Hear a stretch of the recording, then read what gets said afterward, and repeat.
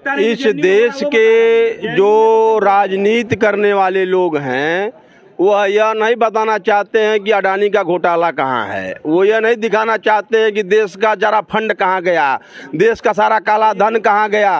वो यह नहीं बताना चाहते हैं कि जो ये अरबों खरबों की संपदाएं लुटाने वाले तो कहाँ गई। इसलिए समय समय से जनता को व्यस्त रखने के लिए, मस्त रखने के लिए, अपनी ऊर्जा का उपयोग करने के लिए बीच बीच में ये महामूर्ख पंडित, शूद्र, ढोल गवार परसुनारी, कोई रामचरितमानस फाड़ रहा है, कोई कुछ कर रहा है।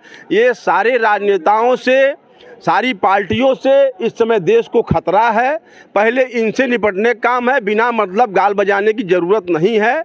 और जो विषय पे आइए तो स्थिति ये है कि सत्य तक कोई न पहुंच पावे, इसलिए गलतफहमी में लोगों को उलझाए रखिए। मात्र इतना ही एजेंडा है, चाहे वो कांग्रेस हो, भाजपा हो, बसपा हो, सपा हो, ये सब गाल बजा बजा के अपनी राजनीति सेक रहे हैं। अब सवाल ये है कि जो मतलब इन सारे विषयों में जिस विषय पे अभी चर्चा हो रही है, मोहन भागवत का ये जो जाति विशेष को लेकर, जैसे कि पंडित शब्द को लेकर टिप्पणी है, इसका क्या मतलब है, इसको कैसे देखा जाए?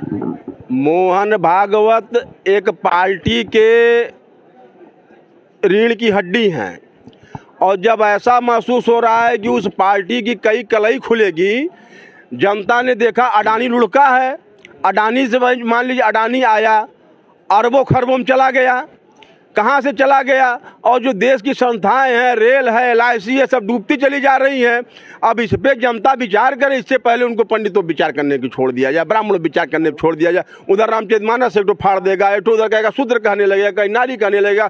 अरे देश तो इसी चक्कर में फंसा रहेगा, कब वो सत्य जानेगा? देश का गरीब, नौजवान, किसान किस दशा में है, इसकी किसी को चिंता है? आज पढ़ने के बाद BTech MTech करने के बाद बेरोजगारी है।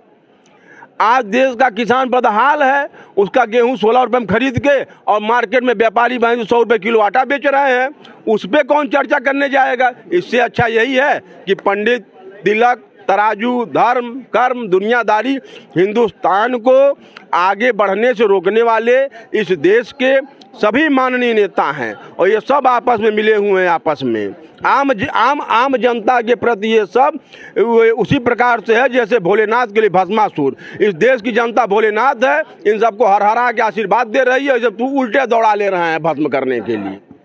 कह रहे हैं अब जो वर्तमान सत्ताधारियों की पोल खुल रही है, अपने सत्य को छुपाने के लिए कि सत्य तक कोई न पहुँचे, इसलिए तमाम आडंबर रचे जा रहे हैं।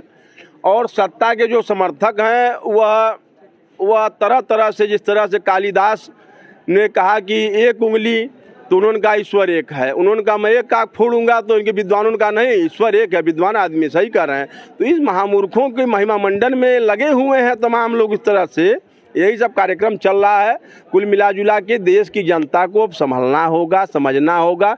इस देश की जनता को अब किसी से अगर खतरा है तो सिर्फ इस देश के नेताओं से खतरा है, चाहे किसी पार्टी। दलीय निष्ठा से ऊपर उठ के बात करने की जरूरत है। हम भाजपा, सपा और कांग्रेस के टट्टू नहीं हैं, इनको हम बनाते हैं, ये हमें कुछ बनाने वाले। मैं दिन भर मेहनत करूंगा तो देश और काना सरकारें चलती हैं।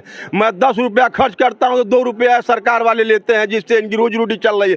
ये क्या हमें बनाने वाले हैं? और जिस दिन देश की बात आएगी तो उस दिन दलीय सीमाओं से ऊपर उठ के बोलने की जरूरत है, दमने की जरूरत नहीं किसी से। हम किसी के गुलाम नहीं हैं, और अगर यही सोच रही तो एक दिन हम इन्हीं के हाथों में देश को दे बैठेंगे, फिर गुलाम बन जाएंगे। हमने अंग्रेजों से लड़के, मुगलों से लड़के और इस देश को आज़ाद कराया है, गुलामी से मुक्त कराया। पुनः गुलामी के अंधेरे में ढेरने वाली पॉलिसी से आप दूर उठिए और तेल लगाने से पहले बचने का काम करिए आप लोग।